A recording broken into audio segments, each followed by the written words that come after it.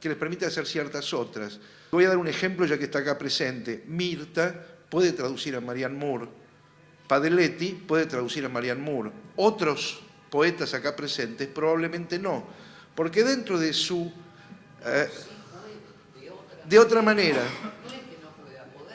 No, pero a ver, quiero decir... Porque si no vamos a caer en que traducir poesía es imposible y es para elegidos. Yo no creo eso. Puede haber 15 versiones diferentes de Marianne Moore. Pero no traduce igual el que es poeta que el que no lo es. No, está bien, estamos hablando... Está bien, pero yo digo, yo estoy a favor de la multiplicidad de versiones de lo mismo. No, estamos de acuerdo. Ojalá hubiera más. Estamos de acuerdo. Quiero decir, hay determinado tipo de cosas, por ejemplo, leyendo distintas versiones de Marianne Moore, que muy probablemente a vos te resulten afines y que a otro traductor no le resulten tan afines y prefiera privilegiar otro tipo de cosas. Seguro. Hace un tiempo yo me acuerdo haber escuchado a un traductor poeta en México que cuando estaba hablando de la traducción de poesía y decía, la traducción de poesía es equivalente a la fotografía de pintura.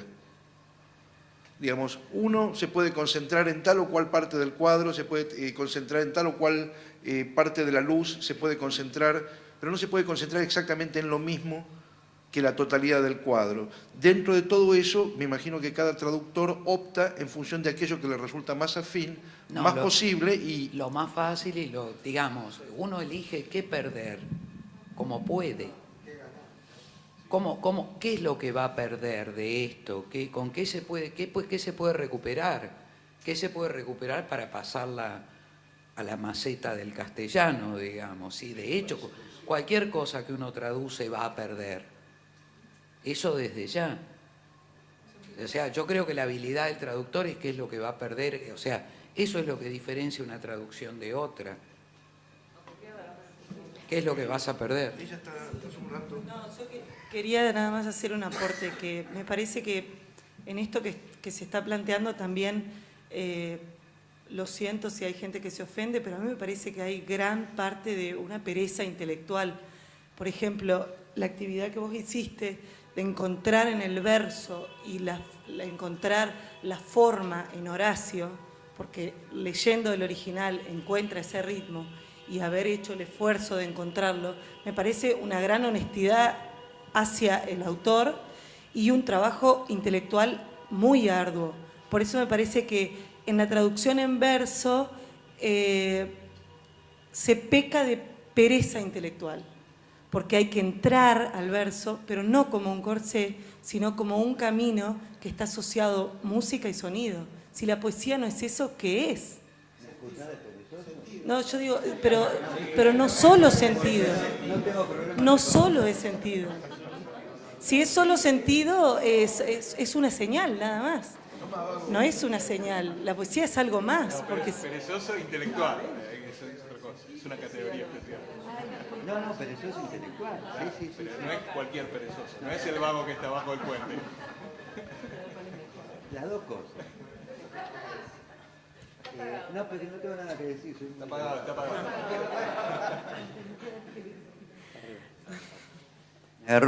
Me agarró pereza, en realidad. Ay, perdón. Yo tengo una duda más práctica, digamos. Si uno se enfrenta a un poema para traducir y está tratando de seguir la rima, si el poema tiene rima, ¿qué pasa si de repente se encuentra con una palabra que es ambigua y que tiene doble significado en el idioma original, pero que cuando uno le intenta traducir tiene que elegir entre respetar la rima o respetar que la palabra sea ambigua y signifique las dos cosas? Es una pregunta abierta, digamos, ya que hay varios traductores. Sí, como siempre, ¿no? El contexto lo decide generalmente. Yo creo que el sentido estético total en el cual está incluido el sentido. Ahora yo creo que la pregunta decisiva en la cuestión es esta que escuché ahora que decía Mirta. ¿El sonido es parte o no del sentido? Esa es la cuestión. Sentido, no el sentido parte del sonido. ¿Cómo? No entiendo la diferencia. Es decir, Claro, si la cuestión es esta, si nosotros podemos disociar el sonido del sentido en un poema o no. Yo creo que no. Yo creo que el sentido encuentra su sonido, personalmente. Si hay que adherir a algo, perdón, si hubiese que adherir a algo, cosa que no creo, pero yo en mi experiencia personal, la búsqueda del sentido encuentra su sonido. Y si existe la palabra justa, diría Flaubert, digamos, por el sentido llegas al sonido. A mí me parece que el sentido encuentra su sonido. No sé. ¿Qué Daniel? No, y quería decir otra cosa más, pero me dejás una cosa más. Y respecto de la camisa de 11 varas y de los corsés, me parece que hay una pregunta o un tema que no sacamos, y es que las formas, si bien el arte no progresa, y creo que en eso estaremos todos de acuerdo, yo no estoy de acuerdo. Ah, ¿no? Yo creo que sí. Bueno, personalmente yo creo que las formas sí progresan, y que las métricas, las formas cerradas, son tecnologías que por lo tanto responden a necesidades epocales, que nacen por determinadas razones y que no en todos los casos tienen una finalidad estética puramente estética. Así como en el sentido, vuelvo al sentido, muchas veces los poetas hacen uso de la época para decir ciertas cosas, también las formas cerradas han sido utilizadas con finalidades prácticas. Digo, todos sabemos por qué nace la rima. ¿Por qué nace la rima? Digamos, por cierta facilidad para reproducir el verso, para memorizar. Entonces, me parece que esquivar el bulto de que la forma, digamos, de que los famosos corsés, o de que las formas métricas, o de que la rima son tecnologías y que por lo tanto están atadas a las épocas, digamos, me parece que es un tema que no hay que soslayar. O sea, me parece que no todos los poetas de la historia han escrito en soneto o con rima consonante solamente por fines estéticos.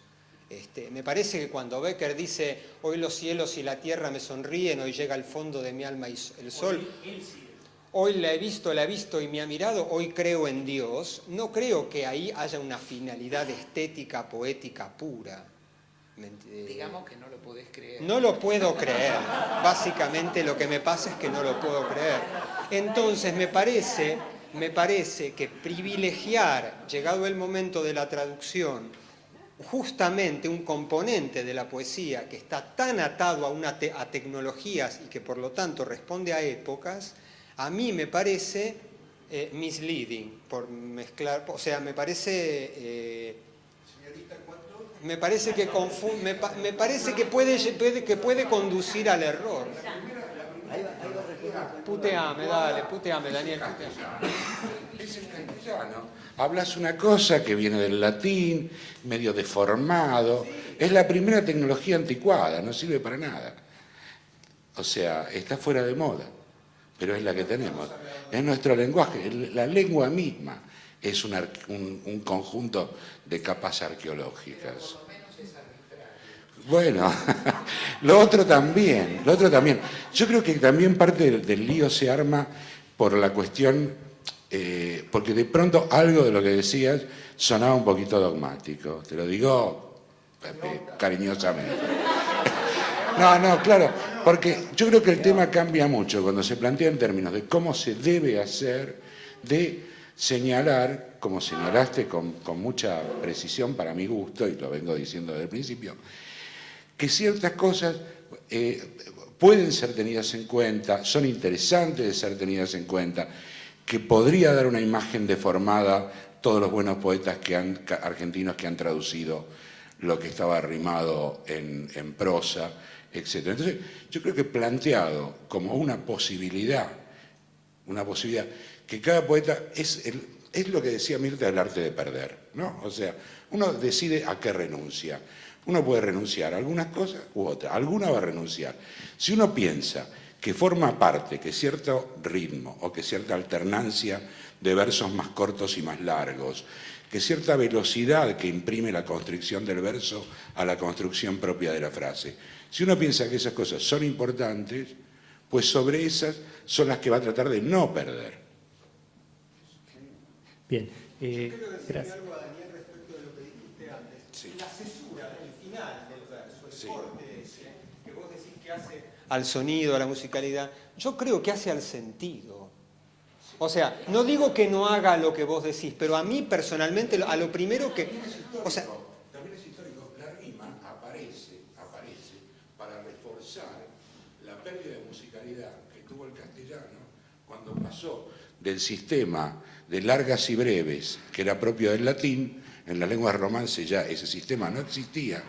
Entonces, para reforzar, era mucho más musical, estaba mucho más cerca de tocarlo con el laúd, el verso griego y latino.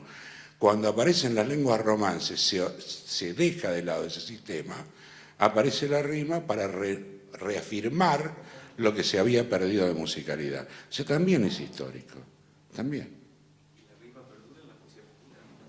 Sí, sí. Es un sistema de expectativas también la rima, no hay que olvidarlo.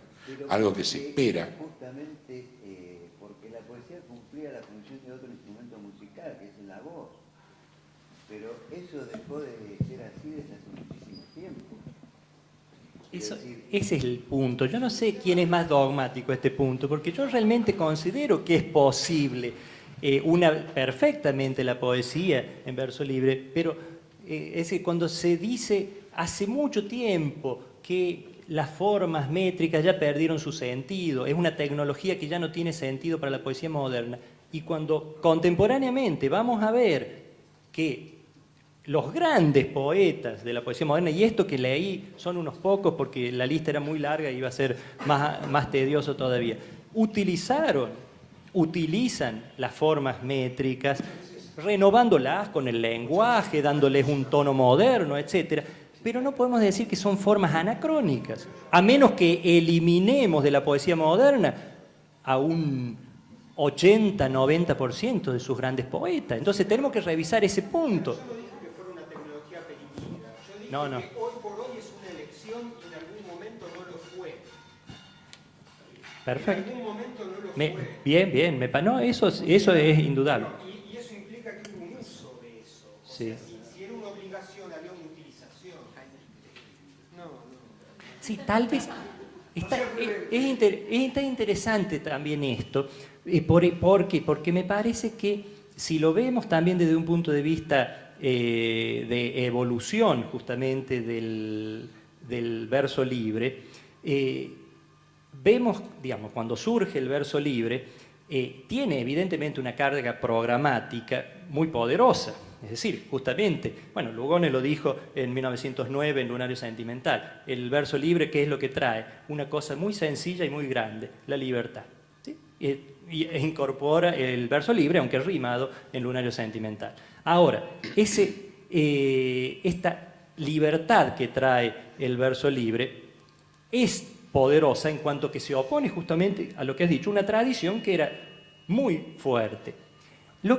Ahora, si lo seguimos al verso libre en su evolución a lo largo del siglo, hasta llegar a nosotros, me parece que sería interesante ver en qué medida mantiene esa fuerza y en qué medida se convierte en algo estandarizado, que hasta cierto punto no lleva esa fuerza que tuvo en sus orígenes, sino que en cambio lleva más bien a una cosa laxa en la que más bien ya casi no es posible distinguir el verso de la prosa, ¿no?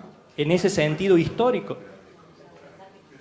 Sí, no digo como una cosa absoluta, digo como un estudio interesante para ver justamente los usos diversos del verso libre en el presente y también de las formas en el presente, las formas métricas, ¿no? Sanguinetti, por ejemplo, es un poeta dentro de los italianos que utiliza alternativamente el verso libre y las formas cerradas. También hay desafíos nuevos que incorpora el verso libre a lo largo del siglo XX. Quiero decir, al abandonar la constricción del verso medido, bueno, se inventa también nuevos desafíos, o sea, un sistema más racional, más experimental de ocupación del espacio, como en John Cage, como en muchos otros, que trabajan esa dimensión, que es una dimensión típicamente moderna, típicamente de la imprenta. O sea, hay una cantidad de nuevos desafíos que se inventa el verso contemporáneo justamente para reemplazar esas supuestas cadenas perdidas. O sea, nuevas vallas que saltar, porque tiene que ser necesariamente un sistema, o la exploración muy específica. Yo pondría en esa misma cuenta la exploración muy específica del habla usual, de los ritmos, de los ritmos de cómo se habla en la calle.